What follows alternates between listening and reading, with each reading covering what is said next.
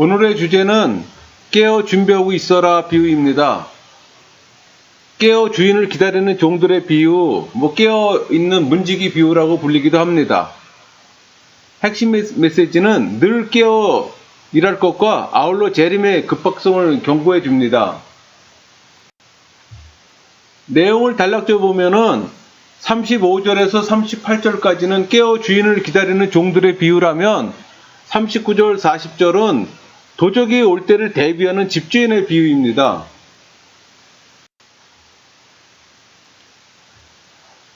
문화 구조는 키아즘 구조, 교차대구법 구조입니다.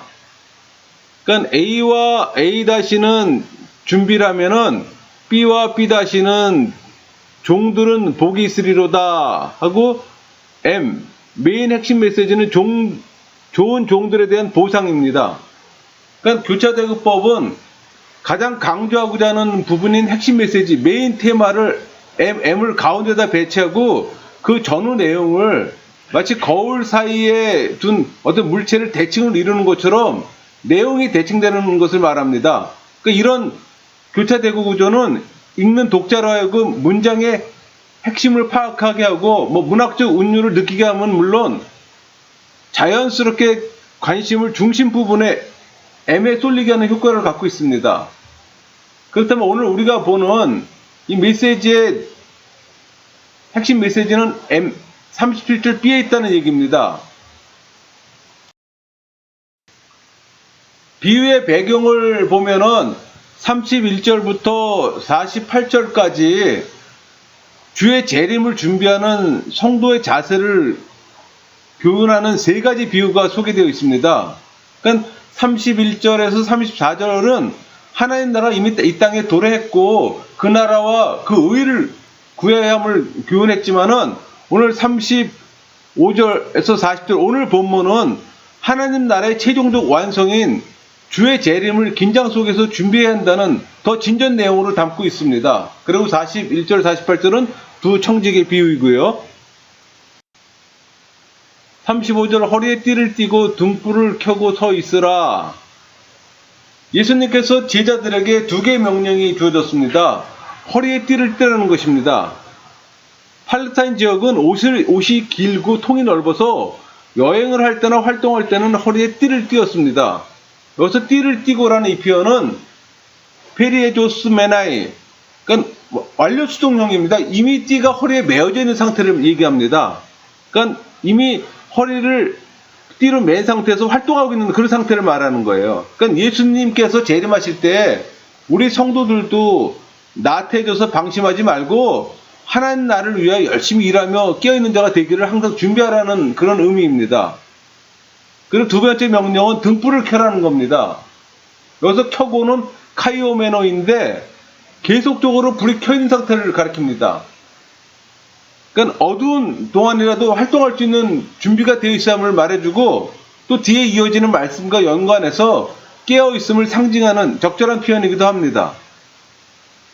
결국 본절은 예수님께서 언제든지 재림하더라도 부족함이 없이 예수님을 맞이할 만반의 준비태세를 갖추라고 지금 가르치는 내용입니다.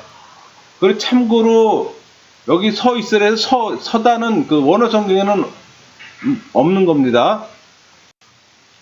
36절 너희는 마치 그 주인이 혼인집에서 돌아와 문을 두드리면 곧 열어주려고 기다리는 사람과 같이 되라. 그러니까 누가복음 13장 25절이나 마태복음 25장 11절에서도 주인이 문을 관리하는 것으로 표현되어 있는데 여기서는 그와 대조적으로 종이 주인을 기다리는 상황으로 좀 설정되어 있습니다. 그러니까 당시 유대의 혼인잔치를 주로 밤중에 이루어졌거든요. 그러니까 주인이 혼인잔치에서 돌아오는 것을 비유한 것은 혼인잔치가 밤중에 이루어지기 때문에 돌아올 때는 모든 사람들이 잠든 시간이에요. 그러니까 그 종들은 잠들지 말고 깨어있으라는 교훈을 주기 위해서 적절한 지금 배경이 되고 있는 겁니다.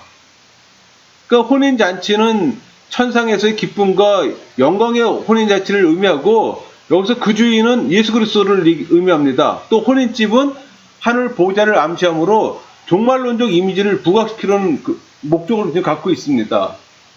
돌아와 헬라어로 아날리세인데 떠나다 출발하다는 의미예요. 그럼 얼핏 보면 여기 문맥이 좀 안 맞는 것처럼 느낄 수가 있는데 혼인 잔치집으로부터 떠난 것을 지금 가리키는 겁니다. 그러니까 여기서 이 자리에서 떠나는 게 아니라 저곳에서 떠나서 이쪽으로 온다는 얘기입니다. 그러니까 이건 앞으로 예수님께서 재림하셔서 세상을 심판하시기 위해서 하늘 보좌를 떠나서 내려오시는 걸 지금 상징하는 얘기예요. 37절 주인이 와서 깨어있는 것을 보면 그 종들은 복이 있으리로다. 내가 진실로 너희에게 이르노니 주인이 띠를 띠고 그 종들을 자리에 앉히고 나와 수종들리라. 여섯 깨어있다. 그레고니오. 이 말은 경계하다, 방심하지 않다라는 의미입니다. 그러니까 예수님이 오실 때 그의 오심을 기다리며 계속적으로 영적으로 깨어있는 상태를 지금 강조하기 위한 묘사입니다. 이건. 여기서도 그 종들, 이 표현은 주인이 와서 볼 때 깨어있는 것으로 발견할 자들을 한정하는 거예요. 그러니까 아무리 많은 종들이 있다 하더라도 복을 받는 종은 오직 주인이 올 때 깨어있는 자들에 국한된다는 얘기예요. 그 본문에서 그걸 강조하는 겁니다. 그러니까 주인이 혼인집을 다녀왔을 때 종이 깨어있다가 문을 열어준다고 해서 그 종을 극진히 대접해주는 경우는 아마 없을 겁니다. 세상은 그래요. 그러나 주님께서는 재림하실 때 깨어있는 성도들은 그러한 대접을 좀 받을 거라는 얘기입니다. 그리고 그것은 주인과 종과 관계에서 보이듯이 정당한 대가를 누리는 것이 아니라 은총의 대접입니다. 그러니까 37절과 여기서 38절에 반복된 복이 있으리로다. 이 표현은 헬라어로 마카이오인데 복이 있는, 축복된 의미예요. 그러니까 이 구절은 복을 받을 것이라는 뜻이 아니라 이미 복 있는 자들이라는 표현이에요. 그러니까 주인이 올 것을 알고 준비하고 있는 자들은 이미 복된 자들이라는 얘기입니다. 38절 주인이 곧 혹 2경이나 혹 3경에 이르러서도 종들이 그같이 하고 있는 것을 보면 그 종들은 복이 있으리로다. 늦은 밤이 되면 수면을 취하는 것은 뭐 자연스러운 현상입니다. 근데 여기서 2경과 3경이라는 이 표현은 로마식이냐 유대식이냐에 따라서 가리키는 시간이 다릅니다. 그러니까 로마식에서는 2경하고 3경 하면은 오후 9시부터 12시가 2경이고 12시부터 새벽 3시가 3경이에요. 근데 반면에 유대식은 밤 10시부터 2시가 2경이고 2시부터 새벽 6시까지가 3경이에요. 다르잖아요. 그러니까 본문은 로마식으로 표현할 가능성이 많아요. 왜 그런 거 아니? 유대식으로 표현했다면은 밤을 완전히 샌 거예요. 아침 6시면 아침이잖아요. 그러니까 두 경우 모든 주인을 기다리는 종들에게 많은 어려움과 인내가 따를 거라는 걸 지금 얘기를 하는 거예요. 밤에 잠자지 못하면 힘들잖아요. 그러니까 마지막 때가 가까울수록 성도들은 늘 깨어 준비하는 마음으로 재림의 주 예수 그리스도를 기다려야 한다는 얘기입니다. 근데 세상이 마지막이 가까울수록 사람들은 깊은 영적 수면에 빠져들어가게 돼요. 그래서 자칫하면 성도들마저도 이런 세상 조리에 휩쓸리게 마련이라는 얘기예요. 그게 마태복음 24장 9절에 14절에서 그걸 언급을 합니다. 또 18장 8절에 인자가 올 때 세상에서 믿음을 보겠느냐 이 말씀은 바로 오늘 우리들에게 절실하게 부딪혀오는 말씀이에요. 그러니까 이 시대에 세속화되어가는 교회나 성도가 전부 세속화되어가는 이 시점에서 믿음 지키는 거 쉽지가 않아요. 가면 갈수록 믿음을 지키는 사람들이 줄어들어요. 39절 너희도 아는 바니 집주인이 만일 도둑이 어느 때에 이를 줄 알았더라면 그 집을 뚫지 못하게 하였으리라. 그러니까 본절과 40절은 이 39절과 40절은 도적이 올 때를 대비하는 집주인의 비유입니다.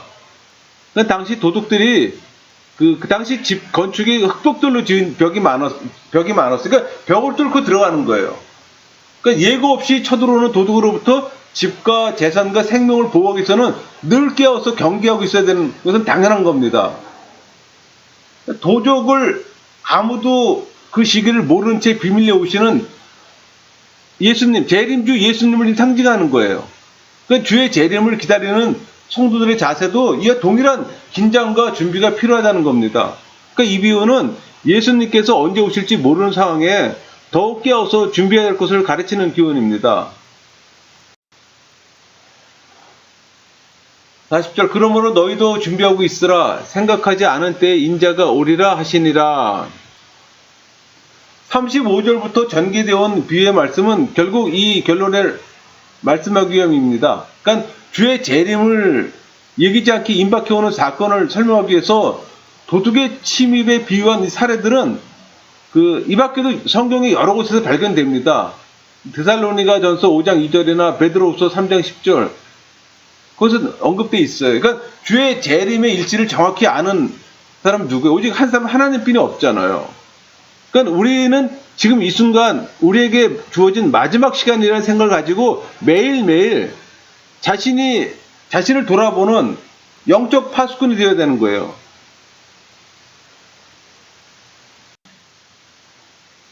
오늘 본문에서 누가복음 기자가 말했듯이 믿음으로 살아가는 기독인들에게 필요한 것은 인자가 오실 것을 준비하는 겁니다. 예수님 오실 걸 재림을 준비하라는 얘기예요. 그러면 어떻게 준비해야 할까요? 인자가 오신다는 사실을 잊지 않는 것 자체가 바로 준비입니다, 여러분. 많은 사람들은 재림에 대한 인식이 없어요. 올지 안 올지에 대해도 기대치도 없고 생각이 없는 거예요. 그것을 잊지 않는 사람은 영적으로 깨어있는 사람입니다. 깨어있어야 되는 거고요. 코람베오, 하나님의 현존 인식이 있어야 되는 거예요. 그러니까 항상 하나님을 사랑하면은 하나님을 또 알게 되고 또 하나님을 알게 되면 하나님이 보입니다. 그러니까 하나님의 현존 의식이 우리에게 늘 필요한 거예요.